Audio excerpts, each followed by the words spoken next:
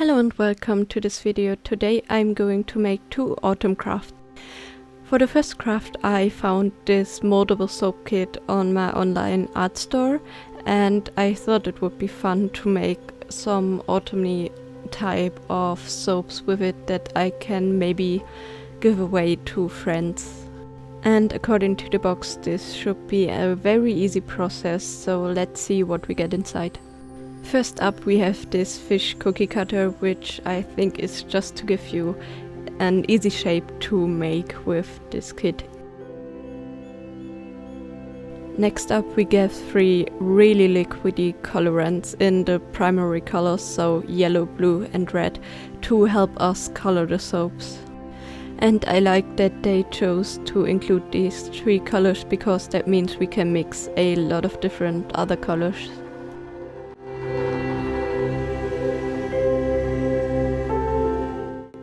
And then we of course get the soap shavings, and this is a huge bag. You can probably do a lot of soaps with this.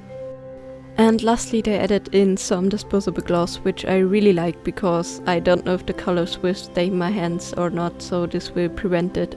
Now I first measure out 100 grams of the soap shavings according to the instructions, and then I'm going to add 40 milliliters of hot water that I just boiled in a kettle.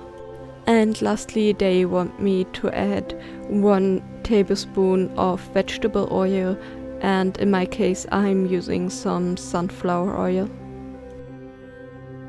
And at first I used the back of a brush to help me, but then I decided to just go in manually and mix it, and this came together really quickly and really easily.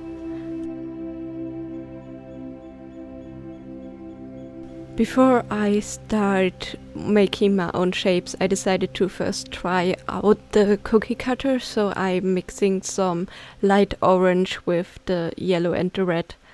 And I decided to swap out the gloves midway through because the other ones were so large they kept slipping from my hands. I first debated to just press this into the cutter, but then I decided to put it on the flat surface first and then cut it to minimize the risk of missing spots on the bottom. And then I'm just filling it in with the rest of the soap. Now since it's autumn I decided to make a pumpkin shaped soap, so I'm adding a lot of the red and yellow coloring and mixing that in.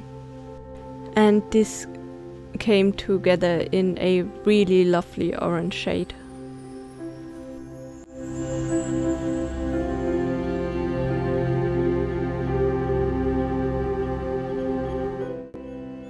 Now to make the pumpkin I'm first making a bowl that I will flatten slightly on the top and the bottom to give it the general shape.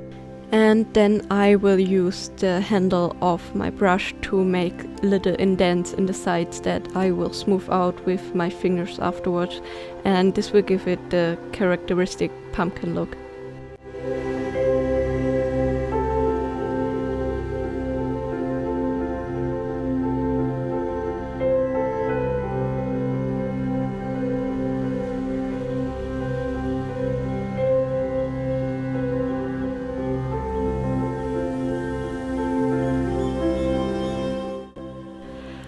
To make the stem I'm just adding some yellow and blue to a piece of the soap and mixing that in, and then I'm just blending the stump in a little bit to make it look like the pumpkin grew out of it.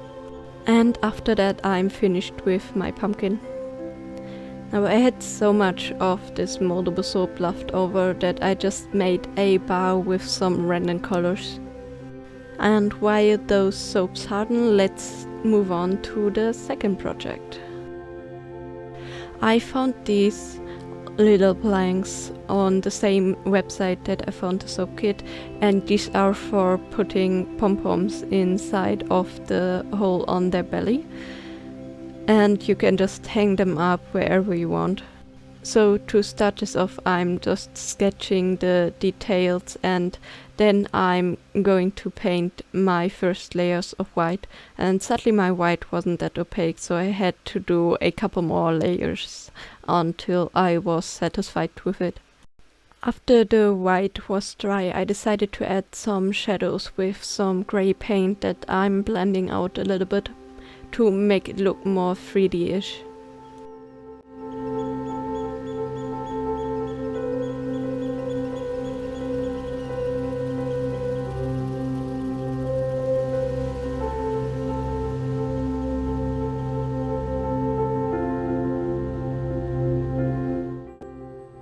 Next I'm going to add the orange parts, and to these I'm going to add shading with some red.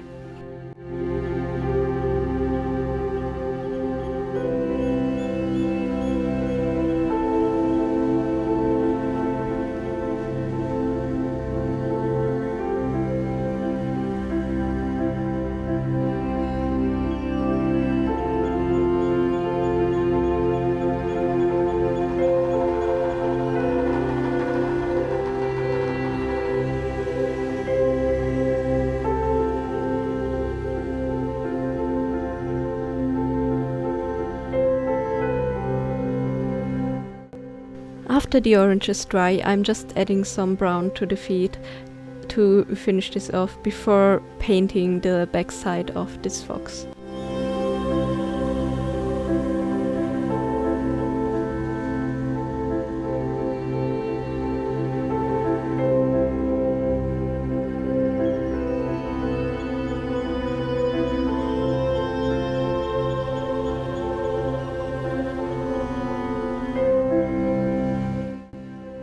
And while I'm waiting for the backside to dry, I can start on making the pom-pom. Now I have those plastic pom-pom makers, but you can also use any kind of cardboard or cardstock to help you make a pom-pom. And I'm just wrapping some of my thread around it, and in this case I chose pure white thread. And once I'm finished wrapping it around, I can cut it open, and I really love this part. It's so satisfying to do this. And then I'm just securing it with some more thread. After the paint is dry, I'm just adding some really simple details to block out the colors a little bit with my black Posca paint marker.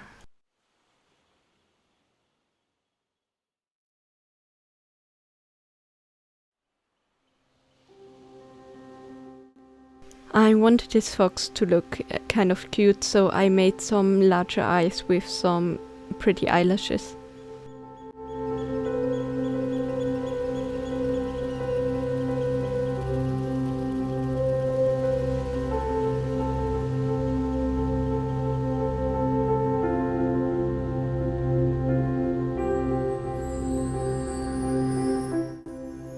Lastly, before adding the pom-pom in his belly, I'm going to add some highlights to the eyes and the nose.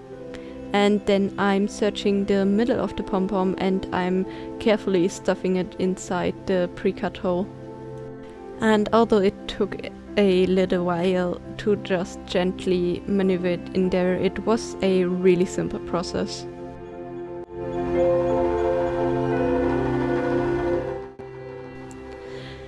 Now that we finished with our other projects, we can look back if our soaps are dry.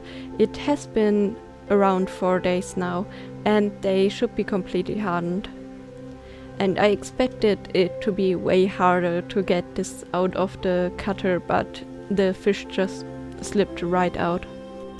I did a little wash test afterwards, and I have to say I really liked the feeling the soap leaves behind, which is probably because we added the oil in, and it also lathers up really nicely and your hands don't have any residue left behind. And with that we're finished with all the project. Now sadly I didn't have any orange thread, so I had to use white also for the back, or else I would have made the pom-pom half and half. But I really don't mind since this looks super cute. As for the soaps, I'm really happy with them. They turned out super great and I've used them for a little bit now and they don't dissolve too quickly, so you can get quite a bit of use out of them. And I put them in some resealable bags to just keep them safe from any moisture. I'm also really happy to report that none of the colors are staining your hands when you wash with them. All in all, I really loved the soap kit. It was super enjoyable, and I bet this would be a really fun project when you have children around, to just keep them occupied for a little bit and have something that you can use later. Anyways, that's everything of my kind of autumny inspired crafting for this week. Hope you're having a great day. Bye!